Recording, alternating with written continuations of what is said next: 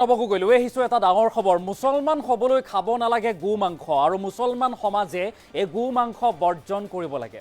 গো মাংসৰ বিৰোধিতাৰে এইবাৰ ওলাই আহিল সংখ্যালঘু সংগঠন গো সুৰক্ষাক লৈ চৰকাৰে অনা আইনক সন্মান জনাব লাগে প্ৰতিগৰাকী মুছলমানে। আৰু এনেদৰে বিজেপি চৰকাৰৰ সমৰ্থনত অসমীয়া মুছলমান লগতে চৰকাৰক সমৰ্থন কৰি বৰ্জন কৰিলে গো মাংস। এটা ডাঙৰ খবৰ আমি এইমতে লৈ আহিছোঁ। মুছলমান হ'বলৈ খাব নালাগে গো মাংস। গো মাংস মুছলমান হ'বলৈ খাব নালাগে বুলি উল্লেখ কৰিছে আৰু মুছলমান সমাজে এই গো মাংস বৰ্জন কৰিব লাগে। বিজেপি চৰকাৰৰ পূৰ্ণ সমৰ্থনত অসমীয়া মুছলমান গো মাংসৰ বিৰোধিতাৰে এইবাৰ ওলাই আহিল সংখ্যালঘু সংগঠন। সংখ্যালঘু সংগঠনে গো মাংস বৰ্জন কৰিছে, বিজেপি চৰকাৰক পূৰ্ণ সমৰ্থন কৰিছে। গো সুৰক্ষাক লৈ চৰকাৰে অনা আইনক সন্মান জনাব লাগে প্ৰতিগৰাকী মুছলমানে। অসমীয়াৰ মাজত শান্তি সম্প্ৰীতি বৰ্তাই ৰাখিবলৈ মুছলমানে ত্যাগ কৰিব লাগে গো মাংস। এই কথা উল্লেখ কৰিছে যে গো মাংস ত্যাগ কৰিব লাগে প্ৰতিগৰাকী মুছলমানে। গো মাংসৰ লগতে গৰুৰ বজাৰ বন্ধ কৰিবলৈ জিলা আয়ুক্তলৈ এতিয়া স্মাৰক পত্ৰও প্ৰদান কৰিছে। গৰুৰ বজাৰ বন্ধ কৰিলেহে অসমত বন্ধ হ'ব গো হত্যা। গো হত্যা যেতিয়া বন্ধ হ'ব তেতিয়া গৰু বজাৰ বন্ধ কৰিব লাগিব। আৰু গো মাংসৰ বেপাৰ কৰাসকলৰ ওপৰতো কঠোৰ ব্যৱস্থা ল'বলৈ এতিয়া আহ্বান জনোৱা হৈছে। পুনৰবাৰ উল্লেখ কৰিছোঁ এটা ডাঙৰ খবৰ। গো ধনক লৈ চৰকাৰে লোৱা সিদ্ধান্তক আদৰণি অসম সংখ্যালঘু সংগ্ৰাম পৰিষদৰ।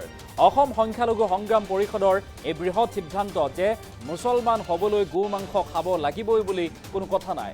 গতিকে মুছলমান হ'বলৈ গো মাংস খাব নালাগে আৰু সকলো মুছলমানেই গো মাংস ত্যাগ কৰক, বৰ্জন কৰক বুলি এতিয়া এই আহ্বান জনাইছে।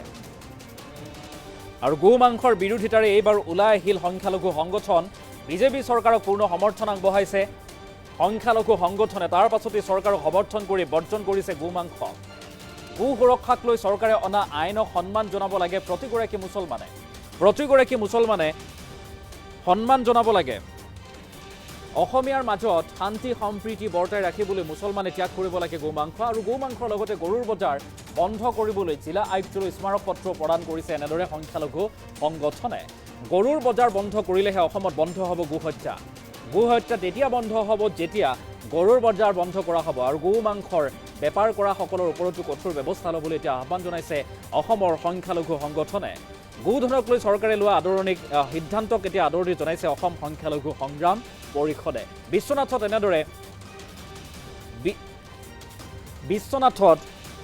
এনেদৰে অসম সংখ্যালঘু সংগ্ৰাম পৰিষদে এতিয়া ওলাই আহিছে, কৈছে মুছলমান হ'বলৈ খাব নালাগে গো মাংস। মন্তব্য আছে, মন্তব্য আগবঢ়াবলৈ চেষ্টা কৰিছে। আমি সংখ্যালঘু সংগ্ৰাম পৰিষদৰ ফালৰ পৰা ৰাইজক আহ্বান জনাইছোঁ যে ইছলাম ধৰ্ম পালন কৰিবলৈ হ'লে গো মাংসই যে খাব লাগিব এইটো কোনো মেণ্ডেটৰী নহয়।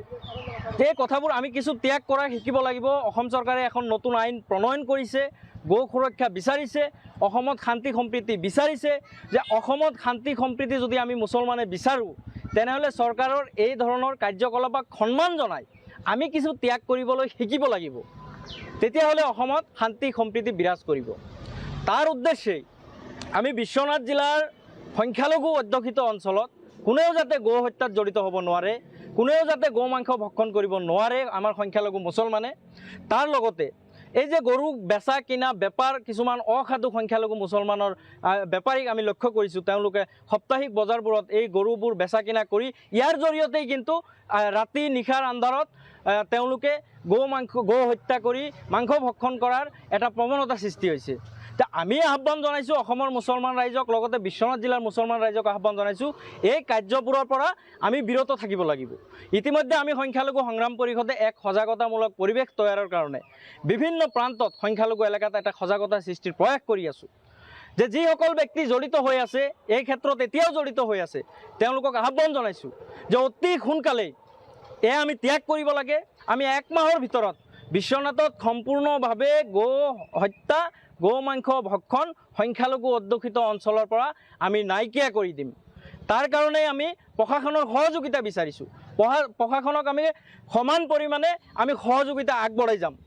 যে সেইকাৰণেই আমি মুছলমান ৰাইজক আহ্বান জনাইছোঁ যে এই ক্ষেত্ৰত যদি কোনোবাই জড়িত থাকে আমাৰ অভিযান চলিব। সংখ্যালঘু সংগ্ৰাম পৰিষদে প্ৰতিটো প্ৰান্তত অভিযান চলাব। যোনে ইয়াত জড়িত থাকিব তেওঁৰ ওপৰত সামাজিকভাৱে কঠোৰ ব্যৱস্থা হ'ব। লগতে আমি প্ৰশাসনৰ জৰিয়তে তেওঁলোকৰ ওপৰত আমি কঠোৰ ব্যৱস্থা ল'ম। এতিয়া কথা হ'ল যে গো মাংস মুছলমানসকলে সম্পূৰ্ণ ত্যাগ কৰিব লাগিব, গো হত্যা ত্যাগ কৰিব লাগিব। অসমত শান্তি সম্প্ৰীতি বৰ্তাই ৰাখিবলৈ হ'লে আমি এই ত্যাগবোৰ কৰি চৰকাৰক সহযোগিতা কৰিব লাগিব। আমি